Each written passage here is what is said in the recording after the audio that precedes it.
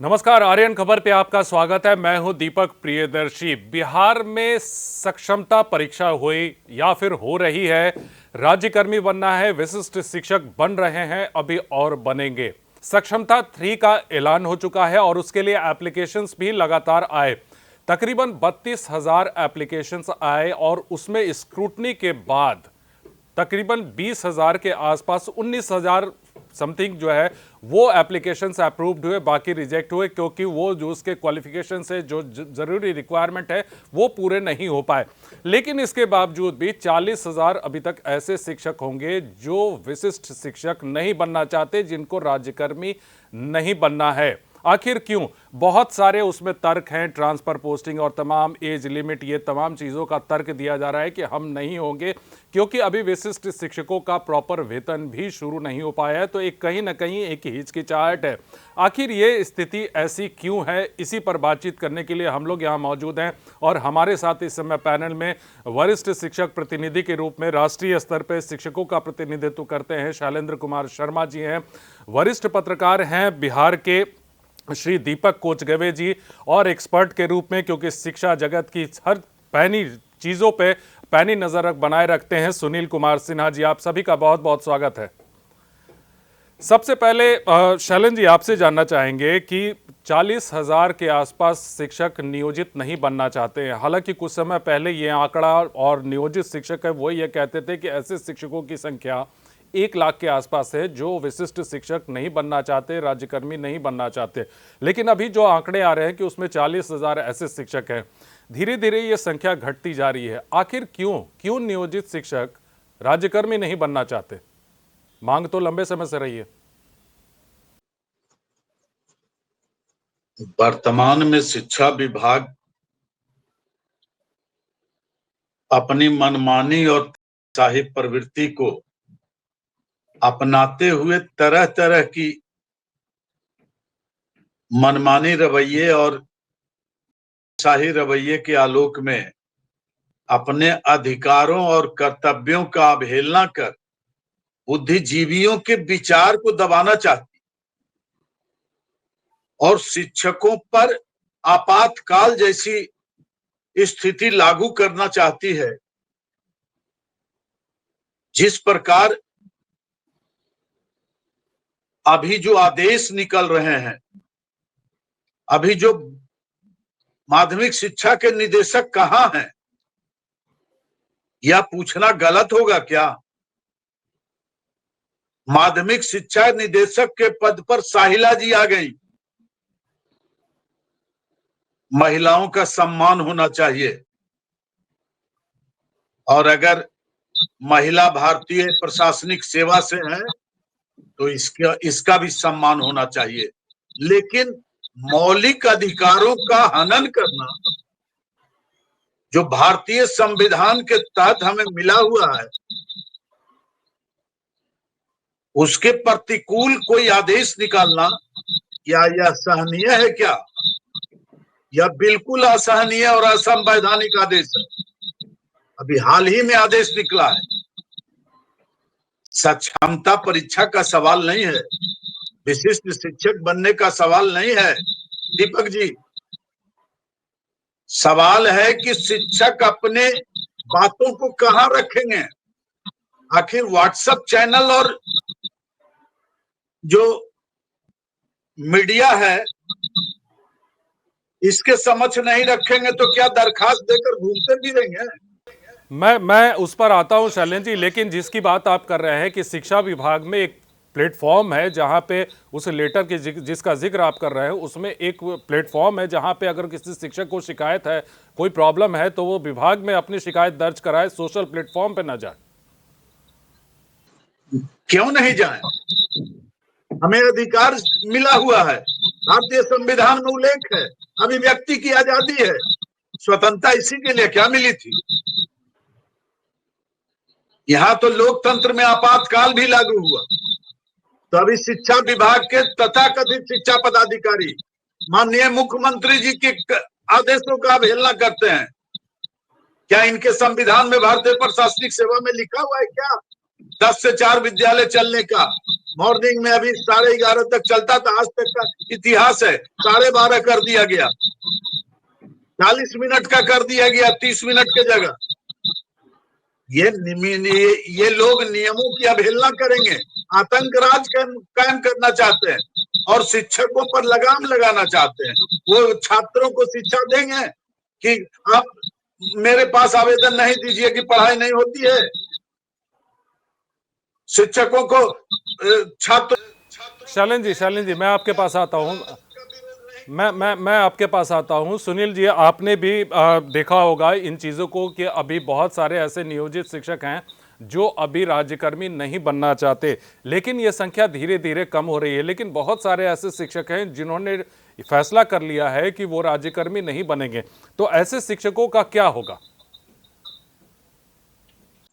दीपक भाई, यहाँ प्रश्न इस बात से नहीं उठता है कि शिक्षक सरकारी शिक्षक नहीं बनना चाहते हैं और हाँ बनना चाहते हैं। बहुत सारे नियोजित शिक्षक हैं जो पिछले 20 वर्ष से सर्विस में है। उनको हार्डली किसी का 5 वर्ष 10 वर्ष 8 वर्ष सर्विस बचा हुआ है।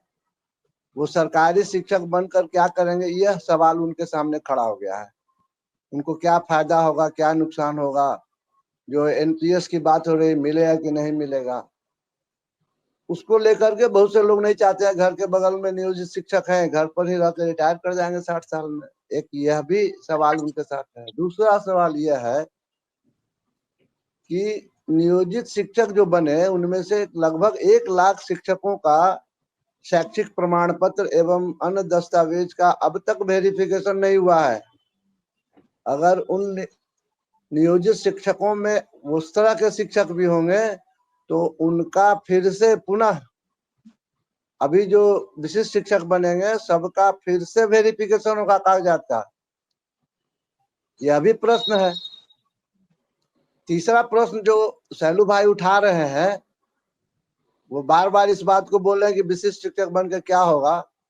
यह सही है कि सरकारी शिक्षक होना और नियोजित शिक्षक होना दोनों में फर्क इतना ही था कि सरकारी शिक्षक जो होगा उसको सरकार से वेतन मिलेगी, ट्रेजरी से वेतन मिलेगा, उनको ग्रेड पे वगैरह जो नियमित शिक्षक का वो चलेगा। लेकिन नियोजित शिक्षक बना कर करके इस सब चीज से उनको वंचित रखा गया। सब शिक्षा अभियान से पैसा आता है। अब जो विशिष्ट शिक्षक बन रहे हैं उनकी सैलरी भी लगता है, जिस तरह से सरकार नियमावली इधर उधर कर रही है, उसमें भी लगता है कि सब शिक्षा अभियान से पैसा मिलेगा। नंबर 1। नंबर 2, सरकार ने सिर्फ इतना किया है विशिष्ट शिक्षक में जो दिखाई पड़ता है अभी, कि नियोजित शिक्षक को स्थानीय निकाय के माध्यम से नियुक्त कर दिया गया। उन पर अनुशासन की कार्रवाई एवं अन्य कार्य जो है वो स्थानीय सरकार के हाथ में है, निकायों के हाथ में है। अब सरकार उसको स्थानीय निकाय से लेकर के सेक्रेटेरिएट में ले आई। अब सचिवालय के माध्यम से उन पर होगा।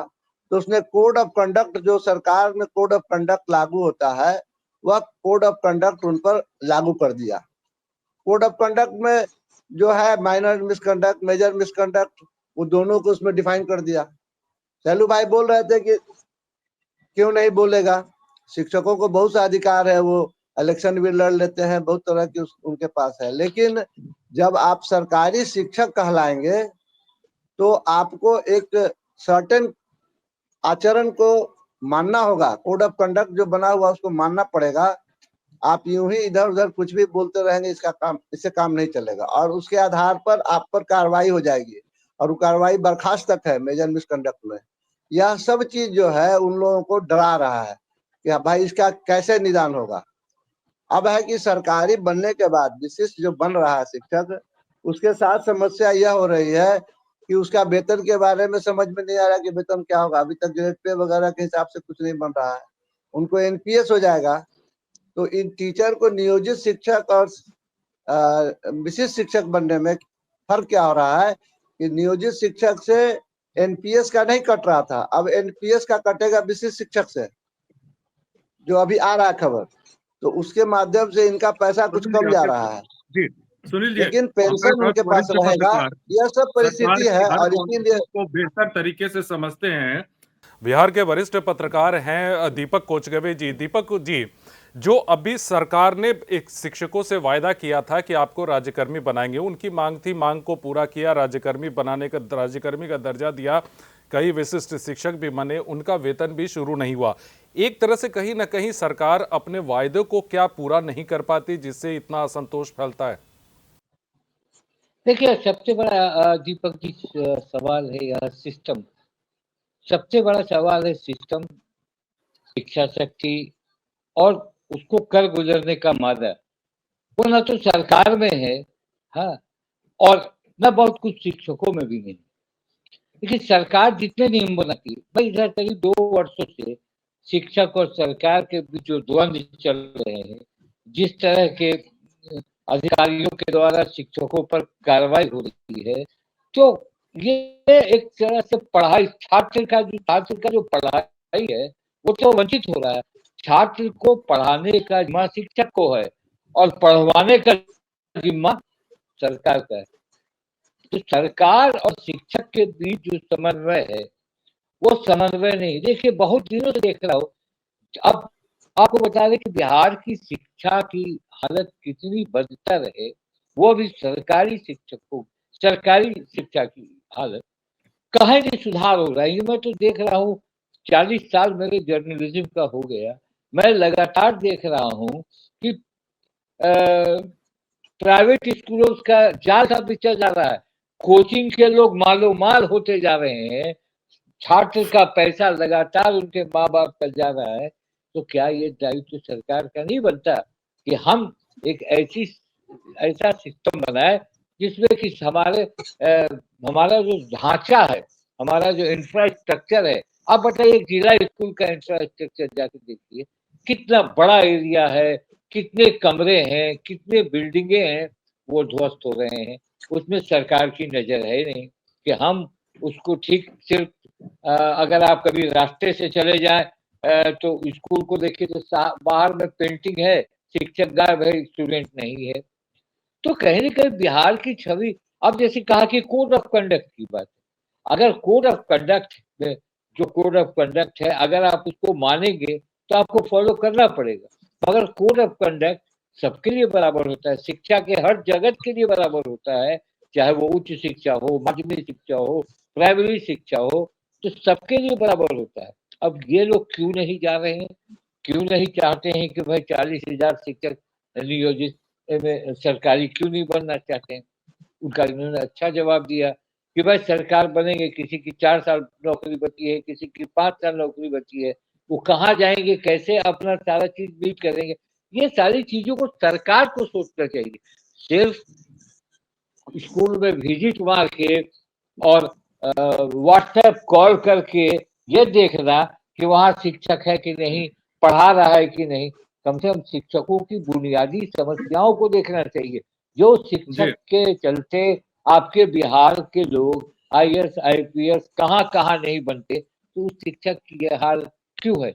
जब से के पाठक भी आए, के पाठक ने जिस तरह का किया, ठीक है, अगर स्कूल में आपको अटेंडेंस लेना है, सिस्टम बनाइए कि भैया इतने बजे बच्चे स्कूल से जाएंगे, शिक्षक भी जाएंगे। गर्मी की छुट्टियां वर्षों से शिक्षकों को मिलती है, तो भैया आप गर्मी की छुट्टी में स्कूल में आइए, चाहे शिक्षक विद्यार्थी आए या नहीं।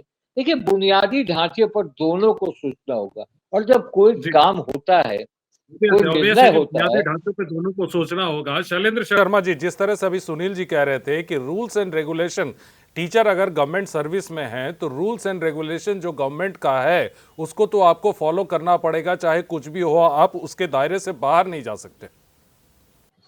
जी, एकदम केवल सही कहा। शिक्षकों के लिए। दीपक जी, शैलेंद्र जी से यह सवाल है। अभी कुछ गवे साहब ने स्पष्ट कहा कि दोनों के बीच समन्वय का अभाव है, और जब तक दोनों के बीच में सामंजस्य नहीं होगा तब तक शिक्षा जगत में कोई सुधार की संभावना दूर दूर तक नहीं है। और सुनील भाई ने जहां कहा कि ये शिक्षक इसलिए नहीं जाना चाहते हैं कि जिनकी 4 साल की सेवा है, NPS लेगा कि OPS तो समाप्ति हो गया, कितना कटेगा, क्या मिलेगा उनको, इनकी नीति स्पष्ट नहीं है और नियत भी स्पष्ट नहीं। सारे पदाधिकारी जो मालो माल हो रहे हैं, सारे कोचिंग वाले मालो माल हो रहे हैं, सारे जितने भी प्राइवेट स्कूल के लोग हैं मालो माल हो रहे हैं। और सरकारी विद्यालय, आज ही हिंदुस्तान का पेज पढ़िए, पूरे एक पेज में दिया हुआ है पटना कॉलेजिएट की स्थिति, जहां सुनील भाई भी विद्यार्थी थे, मैं भी विद्यार्थी था, और उस समय का कार्यकाल। और आज देखिए, गाड़ियों की जमात है, पेशाब खाना बना हुआ है, गाड़ी खाना बना हुआ है, गधा खाना बना हुआ है, और देखते फिर रहे हैं जो बड़े बड़े स्कूल हैं। आज उस हिंदुस्तान का पृष्ठ पढ़िए आप, विद्यार्थी नहीं है, शिक्षक नहीं है, खेल शिक्षक जो सुब्रतो कप उठाया था, जो परचम विदेशों में लहराया था, जयप्रकाश नारायण जैसे लोग वहां के विद्यार्थी थे। कोऑर्डिनेशन की बात है कि अगर सरकार और शिक्षकों के बीच में या शिक्षा विभाग या शिक्षकों के बीच में अगर कोऑर्डिनेशन नहीं है, तो इस कोऑर्डिनेशन को खराब करने में या फिर इस कोऑर्डिनेशन को गड़बड़ाने में संघ संगठन के जो नेता हैं उनकी भी जिम्मेदारी है। संगठन की कोई दीपक जी, संघ संगठन की कोई भूमिका नहीं है। कुकुरमुत्ते के तरह संघ आए और कुकुरमुत्ते के तरह सूख गए। अभी संघ का कोई स्थिति नहीं है। आज ही प्राथमिक शिक्षक संघ ने विरोध किया है, साहिला जो निदेशक हैं उनके इस पर। आज निदेशक छुट्टी में है, क्यों है? 3 महीने से। सिद्धार्थ साहब से पूछिए ना, नियमावली बनाते हैं, सेवा शर्त बनाते हैं, उसका पालन नहीं होता है। पुरुष, स्त्री, विकलांग, सकलांग, मास्टिक, बीमारी, ऐसा कहीं स्थानांतरण हुआ है क्या? ये कोई भी नियमावली का पालन नहीं करते हैं। ये सिर्फ प्रखंड स्तर के शिक्षा पदाधिकारी से लेकर सचिवालय स्तर के पदाधिकारी तक घूसखोरी में व्यस्त हैं। अभी सारण और छपरा का मातृत्व अवकाश 3 महिलाओं का नहीं हुआ है, 3 साल से लंबित है। पटना की वही स्थिति है। डीओ और डीपीओ की पत्नियां जो है वो सप्लाई कर रही है बेंच, कुर्सी, किताब, पोषाहार, प्रयोगशाला का सामान। प्रयोगशालाएं नहीं है 15,000 स्कूलों में, और वहां रिजल्ट हो रहा है। सारा महकमा शिक्षा विभाग का महक गया, चाहे वो आनंद किशोर जी हो, 4-4 विभाग का पद संभाले हुए हैं। कारण क्या है? एक-एक आईएएस पदाधिकारी। सारी स्थिति बद से बदतर हो गई है शिक्षा के क्षेत्र में। और राम भरोसे हिंदू होटल चल रहा है, गरीब तबके के बच्चे पढ़ रहे हैं स्वेच्छा से। कोचिंग वाले कहाँ कोचिंग का? जी, जिस कोऑर्डिनेशन की बात की जा रही है कि कोऑर्डिनेशन का अभाव है, इसकी कौन इसके लिए जिम्मेदार है, इस कोऑर्डिनेशन के अभाव के लिए? प्रॉपर वे में ये सारे पदाधिकारी जिम्मेवार हैं, और ये दूसरे पर, शिक्षकों पर दोषारोपण करते हैं। सुनील जी से ये सवाल है जी।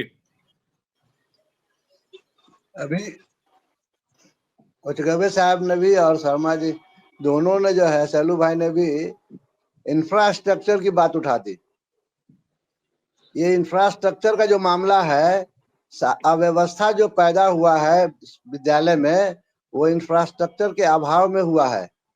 हम लोग भी विद्यालय में पढ़े हैं, सरकारी विद्यालय में पढ़े, कुचगवे साहब भी सरकारी विद्यालय में पढ़े होंगे।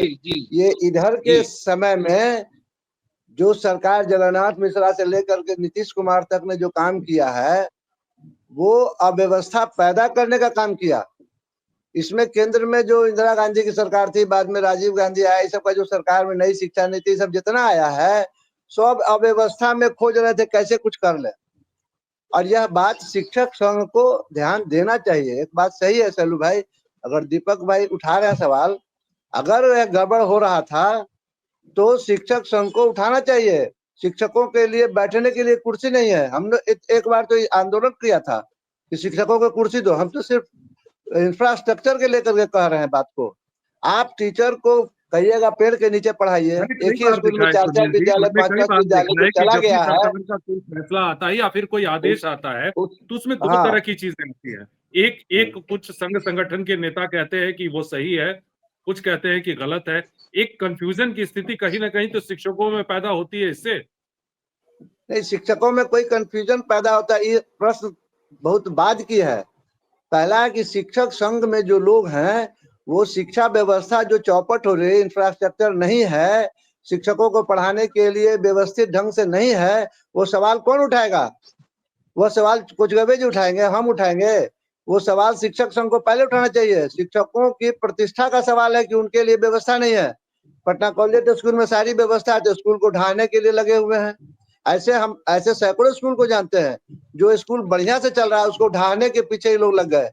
उस स्कूल का प्रिंसिपल कह रहा है कि मेरे यहाँ स्कूल मत डालिए, 2-2, 3-3 स्कूल डाल करके उसको बर्बाद करने पर लगे हुए हैं। दीपक कोचगवे स्कूल जी, खुला कितना है? सैलू भाई एक बात समझिए, कोचगवे साहब को क्लियर हो जाएगा। 2000 में जब बिहार और झारखंड अलग हुआ, उस समय 67,000 स्कूल था, 45,000 स्कूल रह गया बिहार में और 22,000 चला गया झारखंड में। 2000 से 2015 के बीच में स्कूल की संख्या 75,000 हो गई, आज तो 80,000 से पार कर गया है। आप बताइए, ये स्कूल जो खुला उसका कोई इंफ्रास्ट्रक्चर था? जो पहले से खुला हुआ था तो उसके पास तो था ही नहीं इंफ्रास्ट्रक्चर, और उसके बाद ये लोगों ने हर साल 2-2 हजार स्कूल लगभग खोलना शुरू कर दिया।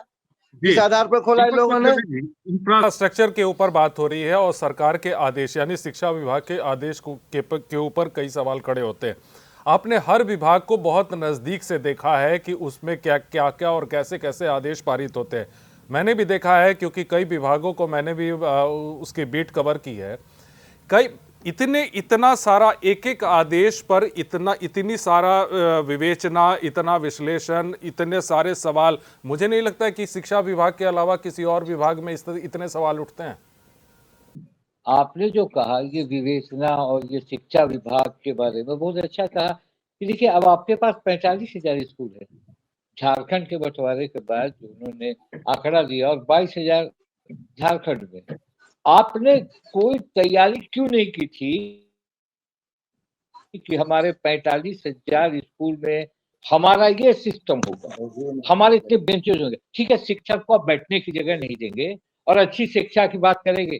जो न्यूक्लियस है, जिसको न्यूक्लियस बोलते हैं, शिक्षक ही से ब्रांच निकलता है, देश का विकास होता है, राज्य का विकास होता है। मैंने भी देखा है बहुत शिक्षकों, जो शिक्षक पढ़ाते हैं जिसको हम लोग पूजनीय मानते हैं, अभी भी मानते हैं। और आप जिस तरह से विभाग में आप प्राइवेट स्कूल को खोलने के लिए एनओसी तड़ातड़ जारी करते हैं। प्राइवेट स्कूल का आपने जो देखा दीपक जी, मैंने देखा है 80 से 82 से पत्रकारिता कर रहा हूँ, जो मैंने जिला स्कूल का जो माहौल देखा उस वक्त 80 के दशक में अच्छा था। धीरे धीरे धीरे धीरे उस पर नजर जान के हटाई गई और हटाकर वो प्राइवेट स्कूलों का जाल फैला दिया गया। पटना में देख लीजिए आप, एक मामूली प्राइवेट स्कूल जो है उसका फीस क्या है, बाप माँ कहाँ से देंगे? और शिक्षा हम जिला स्कूल में क्यों नहीं कराएंगे भाई? इतना बड़ा बिल्डिंग है, आप वहाँ खेल का मैदान बना। आप देखिए पटना गर्दनीबाग स्कूल है, हाई स्कूल का कितना बड़ा एरिया है, क्यों नहीं हम कॉम्प्लेक्स बनाए? क्यों नहीं हमने अच्छे तरीके से अपॉइंटमेंट किया? ऐसे ऐसे लोगों का पैरवी में अपॉइंटमेंट किया जिसको वर्ल्ड का स्पेलिंग नहीं लिखने आता है। आप आए दिन देखा होगा कि कुछ फुटेज आते हैं इसमें दिखाता है कि स्पेलिंग नहीं लिख पाती है। तो कहने का मतलब, तो इससे तो आप जेन्युइन शिक्षकों की बदनामी करा रहे हैं। जो जेन्युइन शिक्षक है, जो पढ़ा रहे हैं, जिनका पास ज्ञान है, जो ज्ञान दे रहे हैं लोगों को, जिससे हम आगे बढ़ रहे हैं, तो आपको लगेगा शिक्षकों का माहौल बना रहे हैं। तो सरकार के पास ये सिर्फ चुनाव में जीतने के लिए, हर सरकार चुनाव में जीतने के लिए हमने इतनी बहाली की। अरे भैया बहाली किए तो पोस्ट सैंक्शन किया, उसके तनख्वाह का व्यवस्था किया, उनके सारे सुविधाओं को कुछ नहीं हमने कर दिया। अब आप लेके भटक रहे। शिक्षा कहाँ से आगे बढ़ेगी? पेपर का लीक हो जाना, बहुत तरह के ऐसे। और देखिए अगर आप बात कर रहे हैं दावों की, तो आपको इंफ्रास्ट्रक्चर कोचिंग पे ध्यान इंस्टीट्यूट देना पर होगा, आप क्योंकि देखिए आप सभी ने कितने कहा लहला रहे हैं। क्यों भाई, क्यों जी। Coaching institute? अगर एक शिक्षक सही से पढ़ा देंगे तो फिर कोचिंग की क्या जरूरत पड़ी? जी, जाहिर सी बात है कि सरकार अगर और आप शिक्षकों, एजुकेशन को स्ट्रांग बनाने की बात करते हैं तो उसके इंफ्रास्ट्रक्चर पर सरकार और सबसे पहले सरकार और ध्यान शिक्षकों, देना होगा, और उन इंफ्रास्ट्रक्चर के बेसिस पे ही आप आदेश निकालिए। आप जितनी कड़ाई करनी है आप कर लीजिए, लेकिन आप जब तक सुविधाएं नहीं देंगे तब तक आप उन चीज़ों को इम्प्लीमेंट नहीं करा सकते हैं। फिलहाल इस चर्चा में भाग ली दीपक कोचगवे जी, आपका बहुत बहुत धन्यवाद। शैलेंद्र शर्मा जी, आपका बहुत बहुत धन्यवाद। सुनील कुमार सिन्हा जी, आपका भी बहुत बहुत धन्यवाद।